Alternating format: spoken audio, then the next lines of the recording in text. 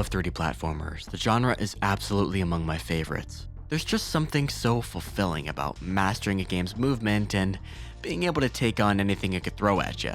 Mario 64 is the obvious one, but another one that I was pleasantly surprised by when I first played it was Spyro the Dragon. I had grown up playing Insomniac's Ratchet & Clank games since I was in preschool, and so getting around to playing their very first platformer series felt like the logical next step. With its satisfying gameplay loop and very pleasant PS1 aesthetic, I found myself falling in love with the world of Spyro, even if the game is admittedly a bit repetitive at times. But that's where a sequel comes in to pick up the slack, at least in theory anyway. With how well the first game sold, Insomniac Games quickly began development on a follow-up, specifically with an emphasis on wanting to provide the player with a greater challenge. You know, pretty understandable considering how easy the first game was. And so, at the tail end of 1999, they would release Spyro 2: Ripto's Rage. Or Spyro 2 Gateway to Glimmer if you live in PAL regions for some reason. Is Rage offensive over there? I don't know. As a fun fact, the name Ripto for the game's main villain is actually based on an English interpretation of Spyro's name in katakana. That's really cool, actually. Anyway, it's actually been a hot minute since I've played this one all the way through. Let's pop it in and see how it holds up.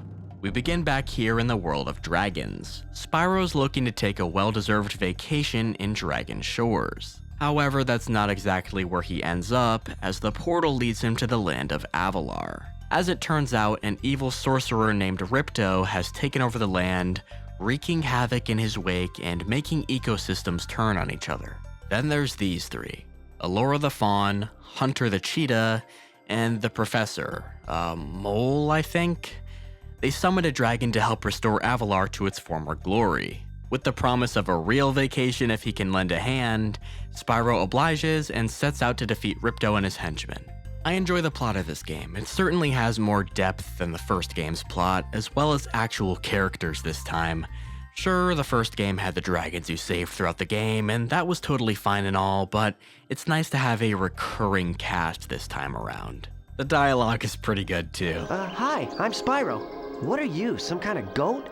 I'm a fawn, you dork. Oh, sorry. Yeah, they went ahead and gave Spyro a new voice actor, Tom Kenny, which I think works pretty well, honestly. Funnily enough, it's a similar situation to Ratchet & Clank, really, wherein they switched Ratchet's voice actor between the first and second games. I think it does a pretty good job of conveying his newfound maturity, though I do admittedly miss his squeaky childish voice just a little bit. After a bit of a rocky start for the poor guy, Spyro is thrust straight into the very first level, Glimmer. And yeah, things are pretty familiar here. Just like the first game, Spyro's main two attacks are his charge and flame attacks, which you use interchangeably depending on the enemy's weakness or the situation at hand. On top of this, he can also glide by double tapping the X button to allow him to clear large gaps. This time, however, you can also tap triangle to get a little flutter at the end of your glide for some extra airtime, which really comes in clutch in certain situations. As for the rest of Spyro's abilities, well, most of them are gained through the most unanimously hated character in this series, Moneybags the Bear. Think of him like Tom Nook, I guess, but instead of giving you a mortgage with no interest and unlimited time to pay it off, he locks your progression behind gem paywalls. I think you could see why the guy's not very well liked. At least he teaches you some pretty sick abilities though. Spyro can swim for the very first time, and it controls shockingly well to boot. I can think of few 3D platformers with swimming that feels as snappy and responsive as Spyro's. He also teaches you to climb ladders, which is not that exciting, and to head bash, which allows you to defeat certain types of enemies, as well as break through boulders and other types of obstacles. One rather infamous maneuver that wasn't actually intended to be in the game is the double jump. Essentially, while standing in place, you can charge while mid-jump to get some extra height out of it. This can be used pretty effectively for some sequence breaking, like right here. You're supposed to have the climbing ability to reach the top of this ledge, or you could just... yeah. I honestly have a lot of fun using this technique throughout the game. It allows you to take little shortcuts as well as avoid minimal backtracking later on, which I am totally in favor of, even though I can obviously acknowledge that it wasn't a deliberate inclusion. There's also these level-specific power-ups you can obtain by passing through these gates, although they're not powered from the start. Instead of dropping gems like they did in the first game, enemies now have their soul released upon their defeat, I suppose. Anyway, after defeating a preset number of them, you'll then be able to utilize the power-up. A supercharge, the ability to fly around the level, some pretty rad stuff. Overall, the expanded moveset in this game really serves to add layers of variety, something the first game was sorely lacking at times. That's not to say Spyro 1 is inherently inferior though, I still really love the more simplistic, streamlined gameplay of the first game. I just find myself preferring the variety that Spyro 2 offers by comparison. One of the ways this is done is through the game's collectibles. The first game had you collecting gems, freeing your fellow dragons from stone, and collecting dragon eggs. The gems retain their spot as the game's main collectible in Spyro 2, with dragons being replaced by orbs and dragon eggs being replaced by talismans, rewarded for completing a level's main path. Although, weirdly, just like the dragon eggs, they stop handing these out after a certain point. Really not sure why they did this. The orbs are the major objectives of each level. Think like Jiggies or something, and they ultimately power Spyro's portal back home. Each one is obtained by completing a particular challenge. Some of these are really fun, putting your efficiency to the test. Others are a bit more infamous, to say the least. Yeah, a few of the minigames here are a bit more tedious than they are fun. From what I gather, this really brings down the game for some people, and I can't exactly blame them, but at least for me, these segments were few and far between in the grand scheme of things. Which is interesting because I do remember struggling with some of these a lot more when I was younger. I just got better, I guess. They're not as big a problem as I remember, but I won't act like I didn't spend forever on some of these levels, even this time around. On that note, let's talk about level design. I had a lot of praise for the first game's levels. They just felt so imaginative and very emblematic of the fantastical world you were traversing. And Spyro 2 does the same, even taking it up a notch in my opinion. Levels feel a lot more vast and varied this time around. Less often do I mix up levels in my head. This is due in part to there being less of them, sure, but it's also a testament to how unique each level truly is from one another. I love the theming in this game. It feels a lot more fully realized compared to the first game, you know? Each and every level is populated by a unique group of NPCs to contextualize your actions. There's even opening and closing cutscenes that serve as bookends to each level's self-contained story. It makes the world of Avalar feel so much livelier, like these worlds were actually lived in before Spyro came along, you know? Oh, and can you tell Tom Kenny voiced a lot of these guys? Spyro, you've done well so far. The flight stages return here as well. This time around we've got 4 of them, and they're as fun as ever. You've got to flame all 8 of 4 given sets of objects placed throughout the stage. I love how they really put your efficiency to the test.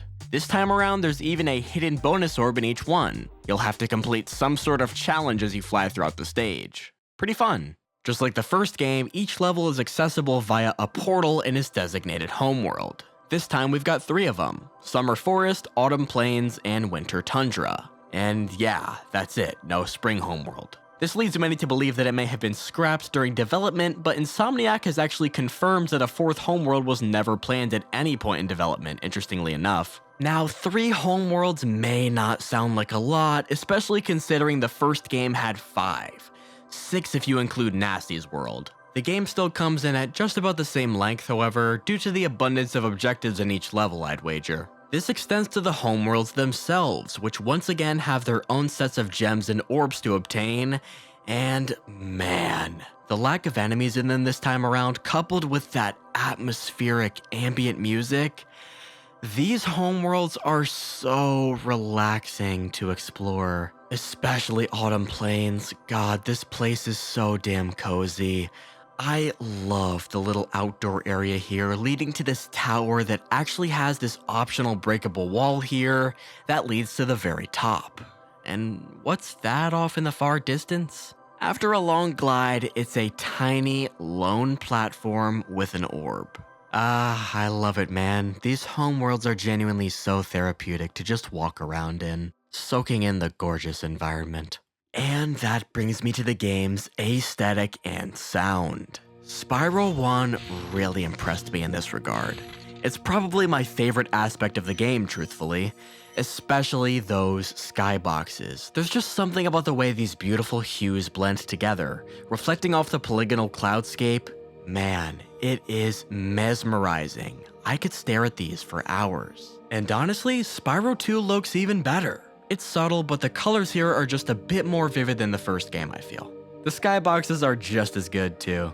As for the sound, yeah, it is pretty top-notch as well. Stuart Copeland returns to compose this game's soundtrack, and I really dig it. Spyro's music is very distinct. It's heavy on percussion, which lends itself pretty well to the sound design, I'd say. I said it before and I'll say it again, I love the sound design of these games. It just feels so tactile, I guess. Every little sound, from the breaking of crates to Spyro's little pitter-patter as he runs along the ground, it gives each and every action a sense of weight to it. Masterful stuff. Between each world is a boss fight against one of Ripto's henchmen, the first being Crush and the second being Gulp. And yeah, these are some pretty solid boss fights actually. The first game's bosses were hardly bosses at all, actually.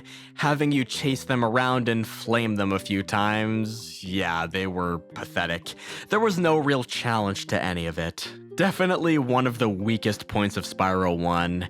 It's nice to have actual bosses this time around, which pose a fair challenge to the player, the final one against Ripto included. The fight revolves around you each collecting these orbs, the last one you collect determining what power you get. It's a pretty good final fight. It puts the first game's final fight against Nasty Nork to shame, honestly. It even has multiple phases, the final one seeing Spyro fly over this pool of lava, very cinematically, before landing the final blow, sending Ripto to a fiery doom. With Avalar saved, Spyro can finally take that vacation. Well, not without giving Moneybags what he deserves first. And that's Spyro 2. Well, almost. There's actually a little epilogue here too. Yeah, you can actually play through Spyro's vacation at Dragon Shores. It's essentially one last roundup of minigames. A roller coaster, a tunnel of love, stuff like that. You get tokens for completing these, and after collecting all 10, you unlock the theater where you can rewatch the game's cutscenes. The really cool part of Dragon Shores though is behind this door here. You need every gem and every orb in the game to open it, but once you do, you can pass through one last power-up gate to obtain an unlimited power flame. This is cool in and of itself, even though you've already completed the game and all, but if you go back and start a new file immediately after obtaining it, yeah, you can retain it for the entire playthrough, which is awesome. A pretty cool way to implement a sort of new game plus into a Spyro game. If I wasn't already clear enough, I really like this game. The original Spyro trilogy is a really special one, and Spyro 2 has always been my favorite of the bunch. For me, it just strikes such a good balance between different types of gameplay, with some lovely level design and characters to boot. It's got some annoying segments here and there, yeah, but really, no platformer from this era is complete without some bullshit here and there, right? In all seriousness though, to me, the positives far outweigh the negatives with this game. It is a worthy follow-up to Spyro 1, and an example of how to make a sequel great. Thanks a lot for watching. If you enjoyed, tune in for the near future when we'll take a look at the final game in the trilogy, Spyro 3: Year of the Dragon. Hopefully I'll see you all again soon. Bye.